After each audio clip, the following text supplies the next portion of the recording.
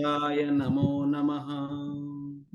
ॐ अखण्डमण्डलाकारं व्याप्तं येन चराचरं तत्पदं दर्शितं येन तस्मै श्रीगुरवे नमः।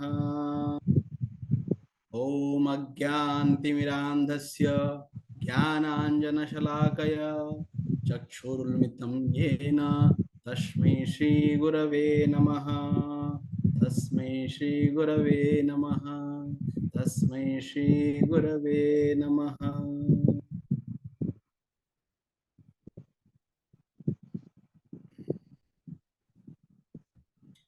आज के इस ऑनलाइन कार्यक्रम में उपस्थित आप सब जो ऑनलाइन गुरुकुल के माध्यम से जुड़े हुए हैं, आप सबका बहुत बहुत स्वागत है और बहुत अभिनंदन है। और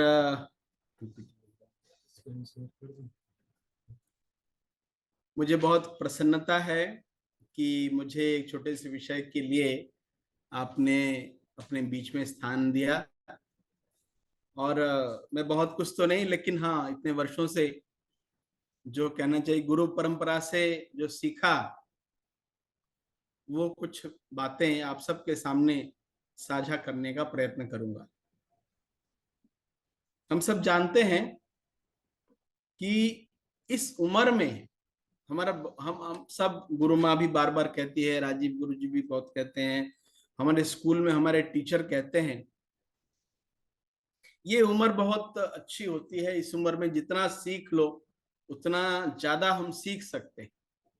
धीरे धीरे धीरे जैसे बड़े होते हैं, हमारी सीखने की ललक थोड़ी कम होती जाती है, क्योंकि और भी बहुत सारे विचार अपने मन में आते जाते हैं, बहुत सारी दुनिया की बातें हमारे मन में आती है। इस समय जितना ज्यादा सीख लिया, समझ लिया, आगे के लिए वो हमारे चरित्र निर्माण के लिए, भविष्य के लिए बहुत अच्छी हो जाती है। तो इसलिए कहा गया कि हमारे यहाँ एक उदाहरण मिलता है, आप सबके घर में सूप होता होगा, सूप जिससे गांव में भी चावल साफ करते हैं, दाल साफ करते हैं, अनाज साफ करते हैं। कई गांव में हमने देखा होगा टोकरी होती है, बांस की टोकरी, वो सूप भी बांस की होती है, वो टोकरी भी बांस की होती है। बांस के बहुत सारे हमने वस्तु, कलाकृति ऐसी देखी होगी। तो जब इसको देखेंगे कि ये बनता कैसे है, तो बांस का सूप, बांस की टोकरी ये बनती है जब बांस कच्चा रहता है, उस समय इसको शेप दिया जाता है। कोई बोले बांस पक जाएगा पीला रंग का, उसको ऐसे शेप देंगे वो मुड़ेगा, तो मुड़ेगा नहीं, वो फिर टूट जाता है। तो ये जो अवस्था है जिस समय बांस हरा रंग का होता है, उस समय ही उसको अवस्था दी जा सकती, जैसा जैसा चाहो वैसा बन सकता है। तो ये जो उम्र है, ये वास्तव में उस कच्चे बांस की तरह है, जिससे जैसा चाहे माता पिता, गुरु या और कोई भी उसको जैसा चाहे वैसा ढाल सकते हैं। ये हम इतिहास में देखें तो ये केवल बातें नहीं है, शब्द नहीं है, तो इसका प्रत्यक्ष क्रियान्वयन हुआ है। हरा बांस मतलब छोटी आयु, कच्ची आयु में। और किसी एक बहुत अच्छे गीतकार ने कहा कि ये जो दुनिया में बदलाव होगा, ये छोटे बच्चों से होगा, ये छोटे बच्चों से। एक दौर नया दुनिया में शुरू, बच्चों के कदम से होगा, बदनाम हो जिससे देश अपना, वह काम ना हमसे होगा। तो ये छोटे बच्चों से परिवर्तन होता है। और ये हम जब इतिहास में देखते हैं तो हम देखते हैं कि छोटे छोटे बच्चों ने बड़ा काम किया है। बड़े होकर के हम करेंगे, हमारी बड़ी आयु के बाद हम काम करेंगे, ऐसा नहीं है।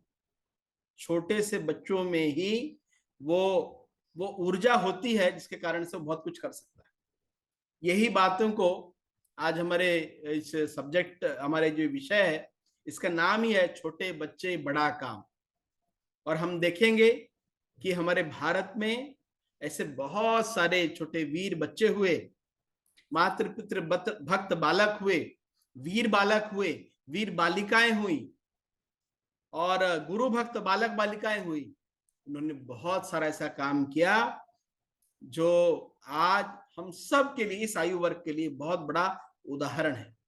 आइए ऐसी कुछ प्रस्तुति हम देखते हैं कुछ प्रेजेंटेशन के माध्यम से, और जानेंगे कि किस प्रकार से छोटे बच्चों ने बड़ा बड़ा काम किया। तो जो हमारा पहला स्लाइड है वो हम देखेंगे। तो सबसे पहले हमारा आज का जो विषय है वो है छोटे बच्चे बड़ा काम।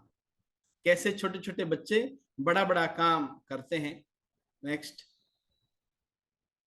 सबसे पहले जो हमारा नाम आता है, आप ये चेहरा देखते होंगे, छोटा सा बच्चा हाथ जोड़ा है और भगवान श्री हरि विष्णु अपने गरुड़ पर सवार होकर के इनको दर्शन देते। हम सब जानते हैं ये बालक ध्रुव है। अपनी छोटी सी अवस्था में, और इन्होंने संकल्प लिया जब घर से ये विषय आया कि तुमको बैठना है तो असली पिता की गोद में बैठो। और ये सुनकर के बालक ध्रुव जाता है जंगल की ओर, और जंगल में खोजता है कि इस संसार का असली पिता कौन है। तब उसे देवर्षि नारद जो गुरु रूप में मिलते हैं। देखिए गुरु का कितना बड़ा योगदान है। गुरु रूप में भगवान देवर्षि नारद जब मिलते हैं, वो कहते हैं कि भाई संसार का असली पिता कौन है, नारद जी आप मुझे बताइए। नारद जी कहते हैं ये परम पिता, वो सबके पिता है, वो संसार के पिता है। तुम्हारे पिता मेरे पिता भी वही है, तो उनको कैसे मिला जा सकता है। बोले कुछ नहीं, उसके लिए उनका ध्यान करें, उनकी स्तुति करें। तो ये बालक ध्रुव ये जब भगवान की स्तुति करता है तो भगवान नारायण साक्षात प्रकट होते हैं और अमर पद देते हैं। ये अमर पद क्या है? उस अवस्था से बालक ध्रुव ने जो भक्ति की और भक्ति की पराकाष्ठा तक पहुंच गए, अमर पद प्राप्त करते हैं। आज भी जिनको अगर दिशा का ज्ञान करना है, पूरब कौन सा है, रात में पश्चिम कौन सा है, और रात में पता नहीं चलता, तो लोग बड़े बुजुर्ग उत्तर दिशा में ध्रुव तारा का देखते। ध्रुव तारा कहां है देखो, तो ध्रुव तारा दिखाई देता है, वो उत्तर दिशा है। अमर पद को प्राप्त हो गया ध्रुव भक्ति के कारण से।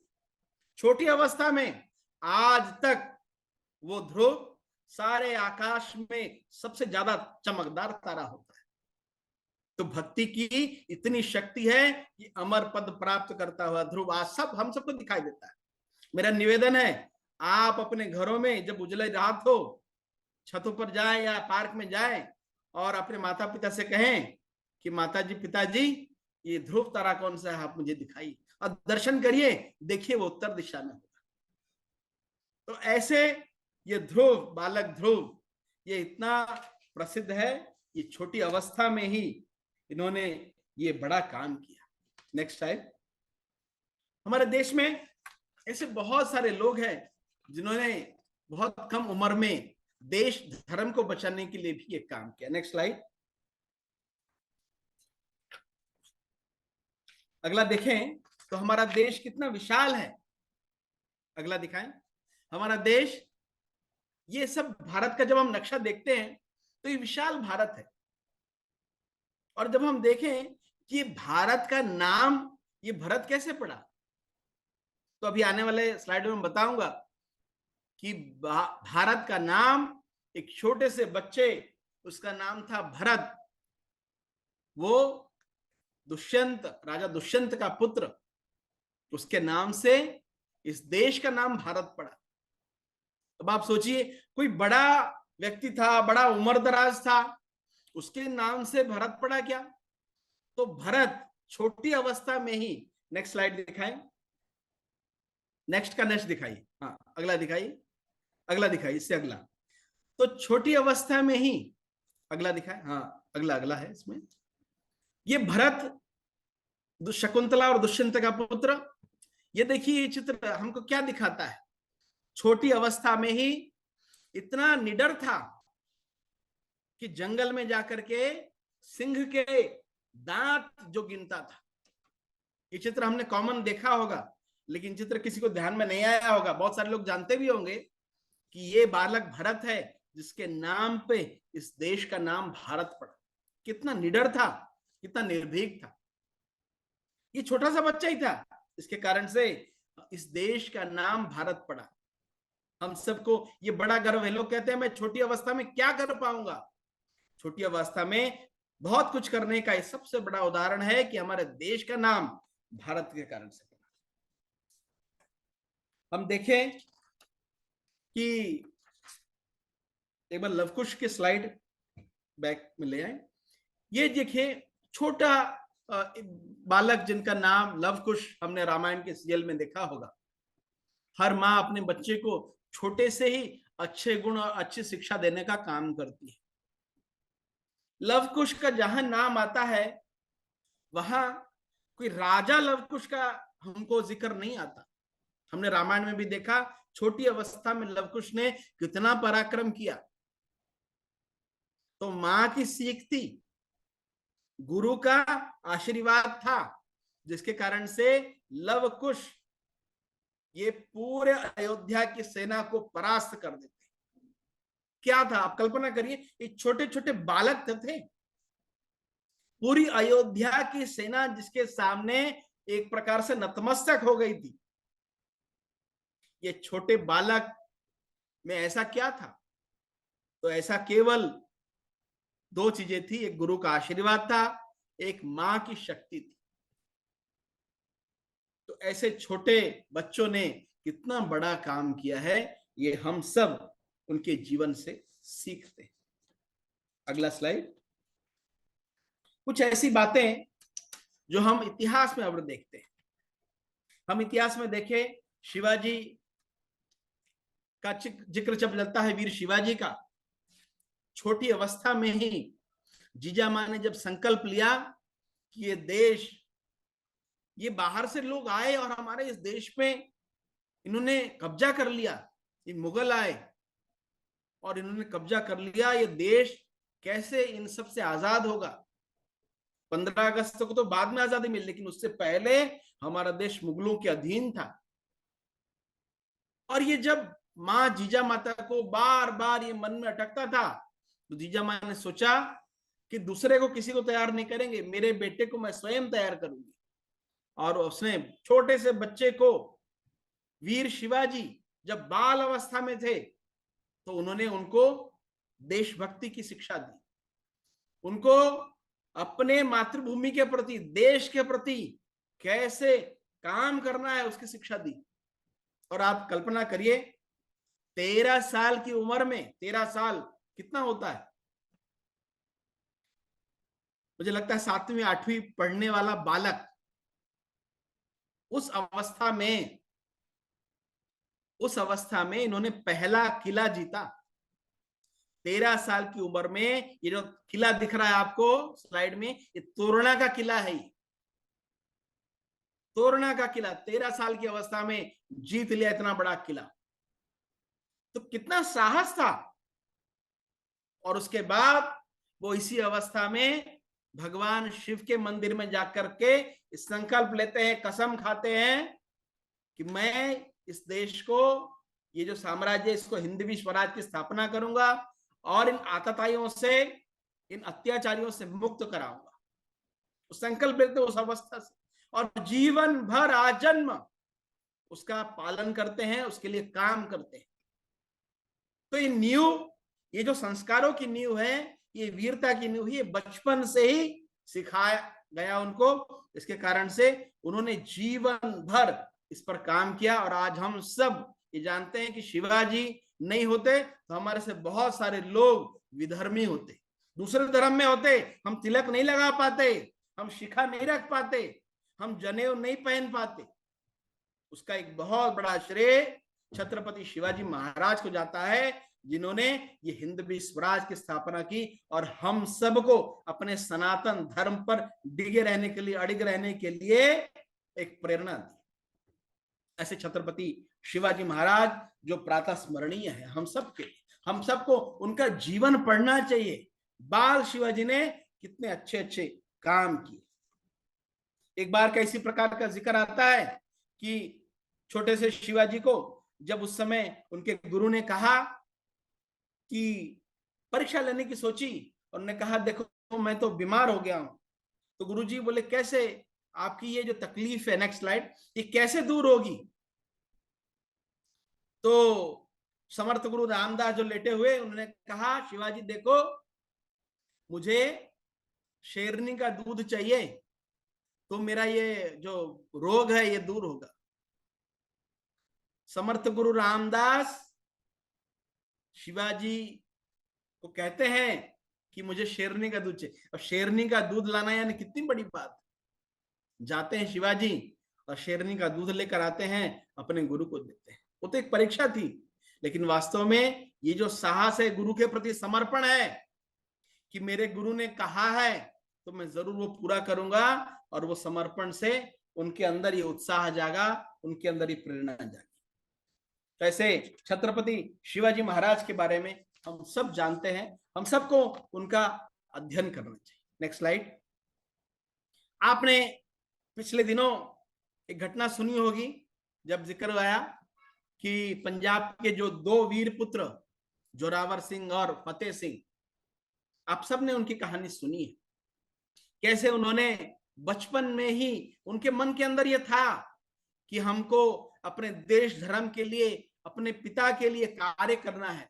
और हम सब जानते हैं कि कैसे सरहिंद की दीवार में उनको चुनवा दिया गया, लेकिन उन्होंने अपने धर्म को छोड़ा नहीं, अपने पिता दशमेश की मर्यादा को छोड़ा नहीं। तो ऐसे फतेह सिंह और जोरावर सिंह हम सब के लिए ये जो प्रेरणा का केंद्र है, हम सब प्रेरणा केंद्र है। कई बच्चे मैं देखता हूं, कोई अपने घर पे वो डोरेमोन को, कोई अपने घर में किसी को ऐसे ऐसे उनके आइकॉन रहते हैं, बोले मुझे स्पाइडरमैन अच्छा लगता है, मुझे ये अच्छा लगता है। मैं गया घर पे और मैंने पूछा कि भाई तुमको ये बता, तुम्हारे जो तुमको अच्छा कौन, तुम्हारा हीरो कौन है सबसे अच्छा। उनके घर में एक फोटो लगी थी, बोले पापा बताते हैं, पिताजी ने बताया कि जो फोटो लगी है ये हमारे असली हीरो है, ये गुरु गोविंद सिंह के दो बच्चे फतेह सिंह और जोरावर सिंह की चित्र उस घर में लगा था। बोले ये मेरे आदर्श ये हैं। अब जिस घरों में ये चित्र हो, जिस घरों में ध्रुव, प्रहलाद, नचिकेता जैसे चित्र हो, उस घर में ऐसे ही बच्चे तैयार होते हैं। इसलिए घरों के चित्र भी अच्छे हो, चित्र अच्छा रहेगा तो चरित्र अच्छा बनेगा। तो ये जो फतेह सिंह और जोरावर सिंह है, ये हम सब के लिए प्रेरणादायी है। आप सब इनके बारे में, इनकी कथा आप सब ने सुनी। इसी प्रकार एक नाम आता है बिशन सिंह कुका का। पंजाब में एक बहुत बड़ा मूवमेंट हुआ, जब आगे आगे पढ़ाई करेंगे आप तो पंजाब में एक बहुत बड़ा मूवमेंट हुआ, उसको बोलते हैं कुका आंदोलन, कुका मूवमेंट। अंग्रेज जिस समय हमारे देश में अत्याचार कर रहे थे, जब हमारा देश अंग्रेजों का गुलाम था, उस समय पंजाब में अपनी एक पैरेलल व्यवस्था खड़ी करी। सदगुरु राम सिंह पंजाब के भैणी साहिब लुधियाना से उनका उदय हुआ, और उन्होंने ये कहा ये जो विदेशी हैं, ये विदेशियों का बहिष्कार करना है। हम सब ने महात्मा गांधी का स्वदेशी मूवमेंट सुना होगा, लेकिन उससे कई साल पहले सदगुरु राम सिंह जी ने पंजाब के अंदर स्वदेशी मूवमेंट शुरू किया, और उन्होंने कहा कि अपने कपड़े ये हम बनाएंगे, खुद बनाएंगे, वही पहनेंगे, अंग्रेजों के कपड़े हम पहनेंगे नहीं। ये जो अंग्रेजों की डाक व्यवस्था है, इसको हम स्वीकार नहीं करेंगे, अपनी अलग डाक व्यवस्था बनाएंगे, अपने अलग कार्यालय बनाएंगे, एक टोटी का पानी नहीं पिएंगे, हमारे कुएं उसी से पानी ग्रहण करेंगे, नाम जप करेंगे और सदगुरु का स्मरण करेंगे। ऐसे करके ये जो कुका मूवमेंट चला, वो इतिहास में उसका नाम स्वर्णाक्षरों में दर्ज है। और ऐसे ही गो भक्ति के समय गायों को अमृतसर में बूचड़ खाने में गायों को कटने के लिए ये अंग्रेज ले गए थे, बंद कर दिए थे रातों रात। नामधारी संगत को, कुकाओं को उस समय नामधारी कहते थे। कुका किसे कहते हैं? सदगुरु राम सिंह जी के सब शिष्य थे वो नामधारी संगत। आपने देखा होगा जो कुछ सिख बंधु हमारे सफेद पगड़ी लगाते हैं, वो नामधारी सिख हैं, नाम जप करते हैं। उन्होंने देखा रातों रात ये गाय, इतनी सारी गाय, ये तो बुचड़ खाने में जाएगी, ये कटने के लिए जाएगी। रातों रात योजना बना करके सारे गायों को मुक्त कर दिया। जब अंग्रेज अधिकारियों को पता लगा, 150 से ज्यादा कुके, उनको पकड़ लिया गया और उनको बंदी बना करके उनको सजा का जब प्रावधान हुआ, उनको सजा सुनाई गई, तो कहा एक एक कुका को गोली से नहीं, तोप से मारकर उड़ाएंगे। ऐसा विभत्स दृश्य, तोप से मार करके एक एक कुका को उड़ाने का हुक्म हुआ। मलेर कोटना में ये बलिदान हुआ। तोप रखी गई सामने, एक एक कुका को पीछे हाथ बांधकर खड़ा किया था, तोप जलाया जाता था। एक एक कुका जब फायर होता था, उनके चिथड़े उड़ जाते थे। एक छोटा सा बच्चा उसमें था, उसका नाम था बिशन सिंह। ये बिशन सिंह की जब बारी आई, कद छोटा था, तोप के सामने आता नहीं, तोप तो ऊंची है, कैसे जाएगा? तो लाशों के ढेर के ऊपर बिशन सिंह कुका को खड़ा कर दिया गया और तोप के सामने उसको लाया गया। जैसे लाया, वो जो अंग्रेज अधिकारी था, उसका नाम था कावेन। कावेन की पत्नी वही थी। अंग्रेज अधिकारी कावेन की पत्नी बोली कि उस अंग्रेज अधिकारी को बोलती है कि अरे ये छोटा बच्चा है, इसको माफ कर दो, इसको जीवन दान दे दो, इसको मत मारो। और ये कह करके वो जो अंग्रेज अधिकारी जब सजा देने वाला था, बोले आप कहते हैं तो मैं एक बार इसको चांस देता हूं। नीचे उतारते हैं छोटे बच्चे बिशन सिंह को। बिशन सिंह से कहते हैं, अरे बिशन, तुम बताओ, तुम अंग्रेजों की दास्ता स्वीकार करोगे? तुम सदगुरु राम सिंह को अपना गुरु मत मानो, तुम हमारे साथ मिल जाओ। ये कहना था। देखिए बिशन सिंह क्या क्या हाजिर जवाबी है, क्या सोच है। गुरु की शक्ति जब मिलती है छोटे से बच्चे में, किस प्रकार का अदम्य साहस, उसके सामने मौत खड़ी है। वो ये कहता है अंग्रेज अधिकारी को, साहब मुझे कुछ बात कहनी है आपके कान में। ये अंग्रेज अधिकारी सोचता है कि जरूर इसको ये मौत से डर गया। बोला मैं कहूंगा लेकिन मेरी आवाज नीची है, आपको थोड़ा सा झुकना पड़ेगा। वो अंग्रेज अधिकारी नीचे झुकता है, बोले कान में कहूंगा। और जैसे नीचे झुकता है, बिशन सिंह उसकी दाढ़ी नोच लेते हैं और कहते हैं खबरदार, मेरे सदगुरु के बारे में, मेरे देश के बारे में, मेरे धर्म के बारे में, गौ माता के बारे में बुरा सोचना नहीं है, बुरा सोचना नहीं है। पूरी दाढ़ी नोच ली उसकी।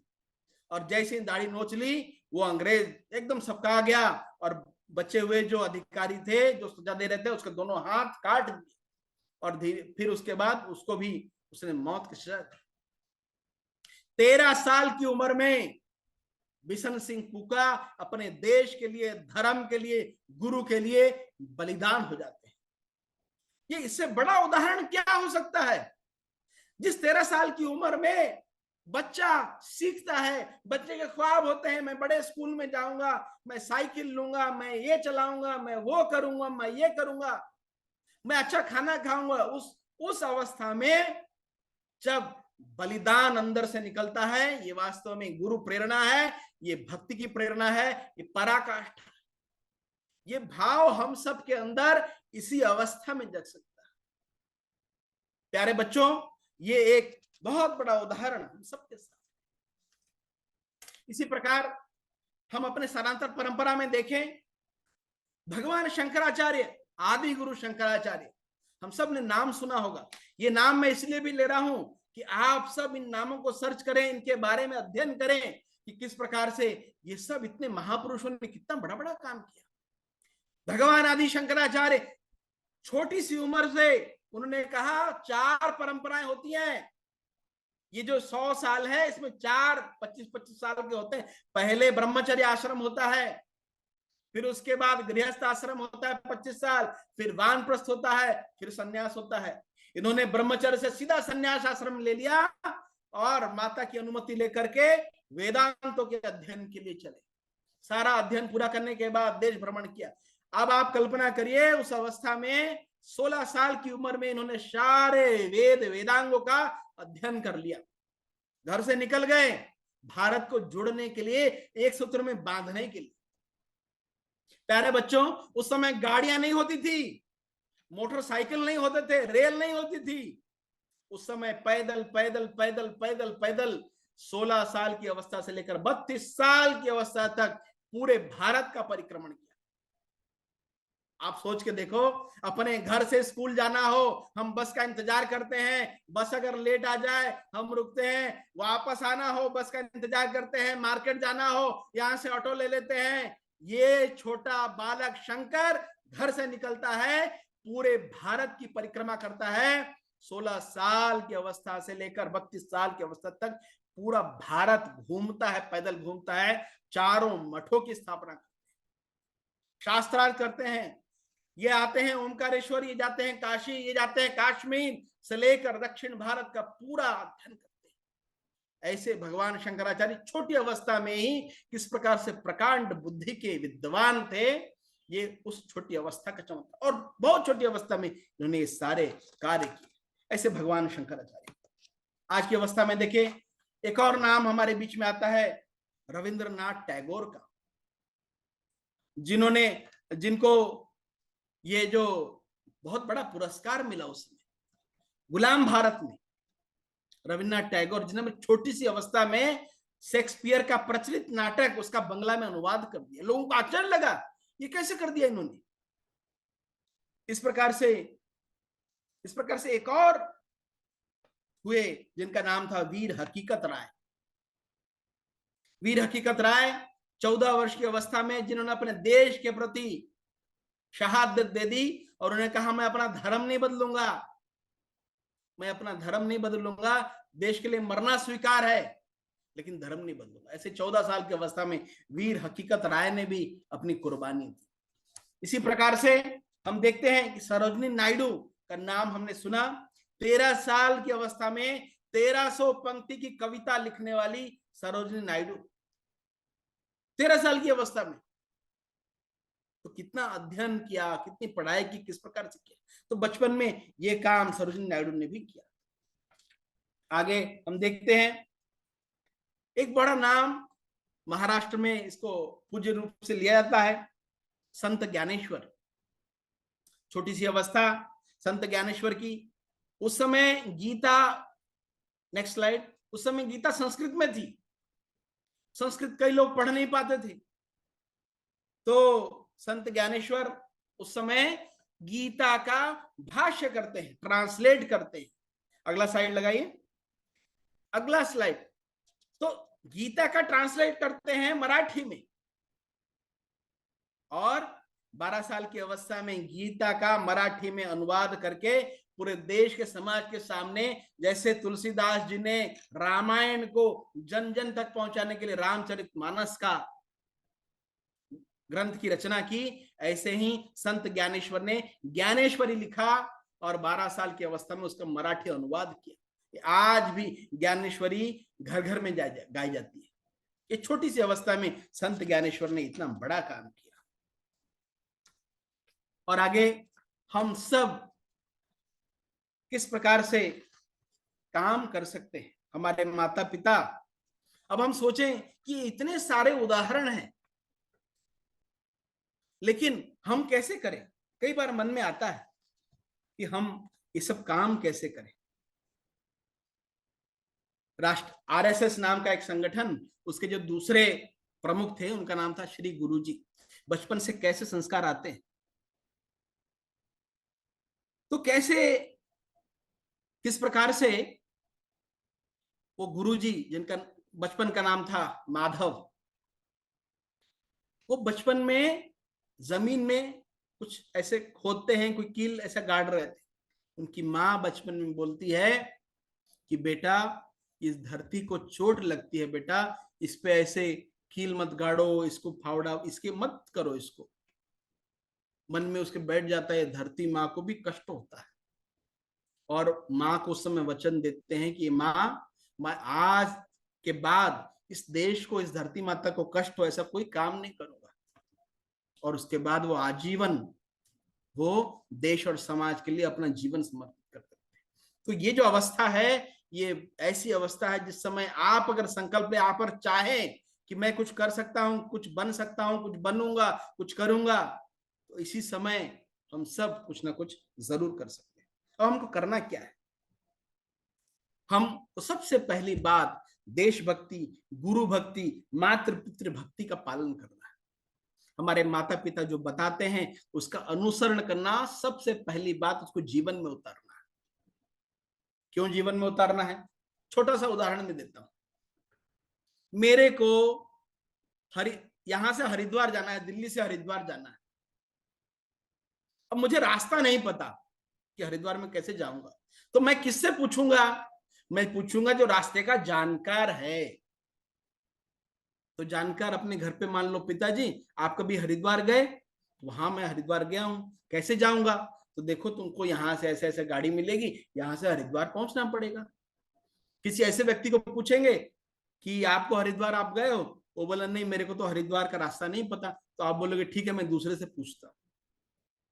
आपके घर में आपके माता पिता ने वो जीवन जिया है, इसीलिए आपको, वो हमेशा हर माता पिता चाहते हैं उनका बच्चा उनसे और आगे बढ़े, उनसे दुगुना तिगुना चौगुना आगे बढ़े। इसीलिए हर माता पिता अपने बच्चे को वही बातें सिखाते हैं, बताते हैं जो उनके लिए उपयुक्त हो। लेकिन कई बार हमको ऐसा लगता है कि अरे माता जी ने हमको क्या बता दिया, पिताजी ने हमको क्या बता दिया, ये तो मुझे अच्छा नहीं लगता। लेकिन जब हम ऐसी बातों का पालन करेंगे तो निश्चित रूप से हमको वो चीजें जरूर आगे बढ़ाएंगी। अब छोटी छोटी बातें क्या हो सकती, देशभक्ति अपने अंदर हम कैसे बढ़े? बच्चों कोई काम छोटा नहीं होता, काम करने का तरीका उसको महान बनाता है। उदाहरण के लिए, आप अपने घर से, कमरे से निकलते, कमरे में है, मैं बहुत छोटी बात बताता हूं, कमरे में कोई फालतू लाइट जल रहा है, कोई पंखा चल रहा है, उसको आपने बंद कर दिया, फालतू चल रहा है, बंद कर। बात छोटी सी है, लेकिन आप सोचो वो किसको प्रभावित करती है? वो बिजली से चलती है, बिजली कोयले से चलता है, कोयले से आता है, कोयला का भंडार सीमित है। आप ये पंखा और लाइट अनावश्यक रूप से बंद करके एक प्रकार से देश की सेवा करते हैं, सेवा करते हैं। तो ये स्वभाव में जब आएगा, एक बार से नहीं होगा, बार बार अभ्यास से होगा। आपके घर में कोई पानी पीता है, आप भी करते होंगे, मैं भी बचपन में, अभी तो थोड़ा सा मैंने भी सीखा कि मैंने पानी पिया, आधा गिलास पानी पिया, आधा गिलास फेंक दिया। जितना आवश्यक हो उतना लेना, बच जाए तो उसको गमले में डाल देना, फूलों पौधे में डाल देना, आपका बचा हुआ उसके काम आता है। छोटे छोटे काम। भोजन को बर्बाद नहीं करूंगा, ऐसा मन में संकल्प लेना है। एक बहुत अच्छा उदाहरण मुझे मिलता है, एक व्यक्ति ने, एक छोटा सा बच्चा अपने जन्मदिन पे संकल्प लेता है कि मैं संकल्प लेता हूं भोजन अपनी थाली में कभी बर्बाद नहीं करूंगा।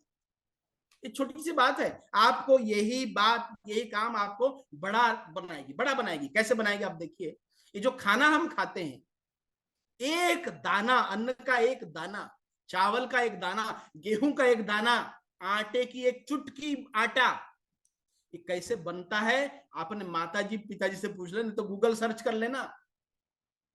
एक दाना बनाने में एक किसान को 6 महीना लगता है। खेत की जुताई करता है, वो दाना बोता है, उससे पौधे आते हैं, उसकी गुड़ाई निंदाई करता है, काटता है, खलियान में लाता है, उसको फिर दाना निकालता है, फिर पिसाई होती है, फिर आके माता जी रोटी बनाती है, फिर खाते या चावल बनाती। एक दाना जो आप फेंकते हो, 6 महीने की किसी की मेहनत है। आप कल्पना करो मैं ऐसा कितना खाना फेंक देता हूं, कितने लोगों के मेहनत को, और मैं उसको व्यर्थ कर देता हूं।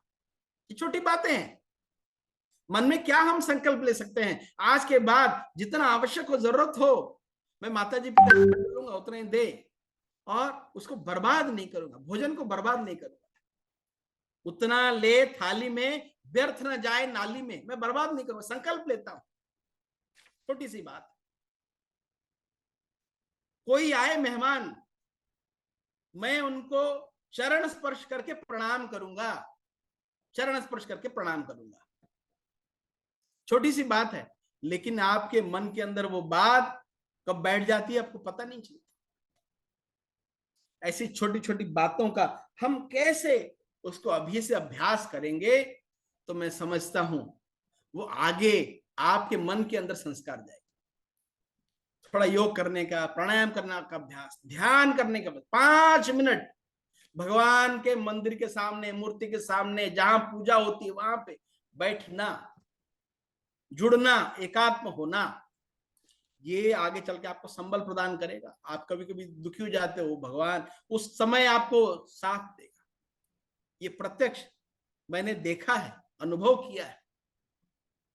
ये सब चीजें जब आप अपने जीवन में करेंगे, दैनिक जीवन में करेंगे, थोड़ा थोड़ा करके करेंगे, तो निश्चित रूप से ये बदलाव, ये जो महापुरुषों के मैंने कहानियां बताई, एक दिन में नहीं होगा, धीरे धीरे धीरे धीरे करते ये भी ऐसे हम जैसे ही पैदा हुए थे।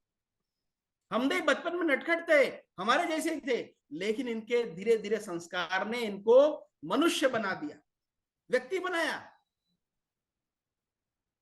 तो ये व्यक्ति बनाने का काम इस ऑनलाइन गुरुकुल के माध्यम से हो रहा है। और निश्चित रूप से इसके लिए जो आयोजक हैं उनको बहुत साधुवाद है। और ये जो पहल है, ये आज नहीं, आने वाले कई वर्षों बाद जब ये बच्चे बड़े होंगे निश्चित रूप से याद करेंगे। और ये उनके मन के अंदर जो बीज रूप में ये दे रहे हैं, ये वास्तव में ये बहुत ही सराहनीय कदम है। मैं ये सब अपनी बात कह करके अपनी बात समाप्त करता हूँ। बहुत बहुत धन्यवाद। धन्यवाद भैया। आपकी बातों से बच्चे बहुत प्रेरित हुए होंगे, ऐसा हम आशा करते हैं। हमने एक संकल्प पत्र बनाया है। जो बात आज आपने बताई है, इस विषय से एक संकल्प पत्र है जो हमारी कक्षा के बीच में आता है। हम चाहेंगे कि आज ये विषय उठा है तो उस संकल्प पत्र को आप पढ़ें और बच्चे अपने आप से उस संकल्प को उठाएं। बहुत ही छोटी छोटी विशेष बातें हैं।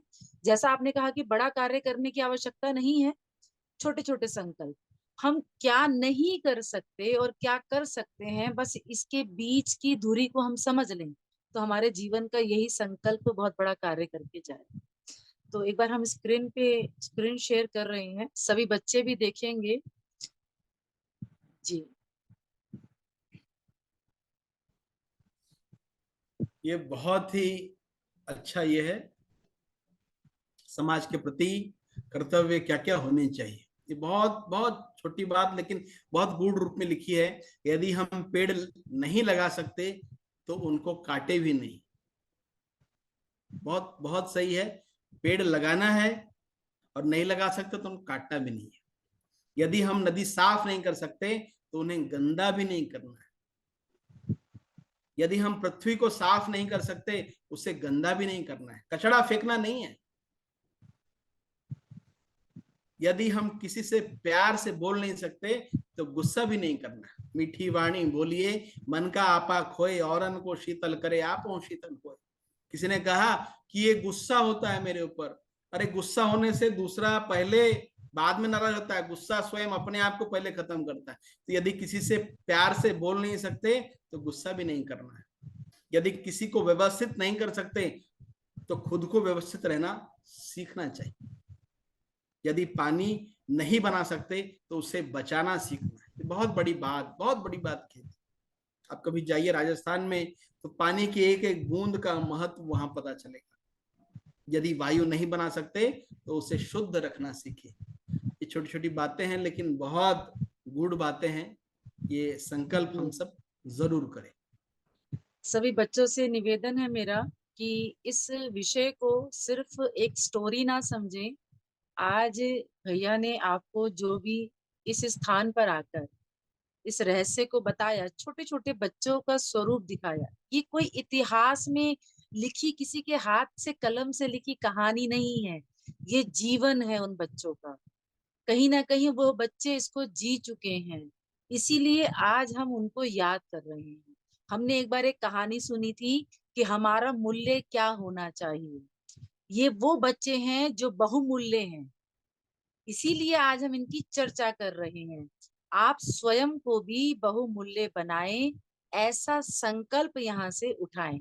हम देखते हैं बच्चे जब कुछ खा रहे होते हैं, बिस्किट, चिप्स, किसी भी जो रैपर के अंदर है, अधिकतर बच्चे उसको चलती गाड़ी में से फेंक देते हैं।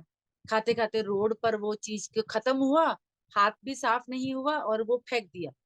तो भूमि को गंदा करना अर्थात आप अपनी माँ के ऊपर कोई कूड़ा तो नहीं फेंकोगे ना। और उसी भूमि को हम सुबह उठ के प्रणाम कर रहे हैं, धरती माँ बोल के स्पर्श कर रहे हैं। लेकिन जब कूड़ा फेंक रहे हैं तब इस बात को भूल जाते हैं कि ये वही धरती माँ है जिसको सुबह प्रणाम करके हम उठे थे अपनी दिनचर्या को चलाने के लिए, जो पूरा दिन भर हमारा बोझ उठाती है, हमारा भार उठाती है। हम 1 घंटा भी अपने बैग को कंधे पे नहीं उठा पाते, अपने बस्ते को, हमारे कंधे थक जाते हैं। और धरती माँ हमें आजीवन, जब से हम पैदा होते हैं और जब तक हम जीवित रहते हैं, तब तक वो हमें उठाती है। तो ऐसे में आप सब बच्चे इस संकल्प को अवश्य अपने जीवन में उतारें। आप स्क्रीनशॉट लेना चाहें स्क्रीनशॉट लें अपने जीवन के अंदर। जैसे वो एक कील ठोक रहे थे तो उन्हें आभास हुआ, उनकी माँ ने कहा कि माँ को दर्द होता है, तो एक शब्द यहाँ बैठ गया कि माँ को दर्द होता है, मतलब धरती माँ को भी दर्द होता है, मुझे ऐसा काम नहीं करना। तो ऐसे ही अगर आज आपके गुरुजी के माध्यम से कोई भी एक शब्द यहाँ बैठ गया हो, तो उसको अपने जीवन में अवश्य उतारें। बहुत सुंदर विषय लिया भैया आपने पूरे गुरुकुल की ओर से। आपका धन्यवाद, साधुवाद करते हैं। मन प्रसन्न हुआ कि आप जैसे जागरूक व्यक्ति हैं, आप जैसे सुलझे हुए इस विषय के साथ अपने आप को आज भी खड़ा करने के लिए ऐसे शिक्षक हमारे बीच उपस्थित हैं, ऐसे गुरुजन हमारे बीच उपस्थित हैं कि इन छोटे छोटे बच्चों का मार्गदर्शन हो रहा है। जी, राजीव गुरु जी। जी गौतम जी, बहुत बहुत धन्यवाद।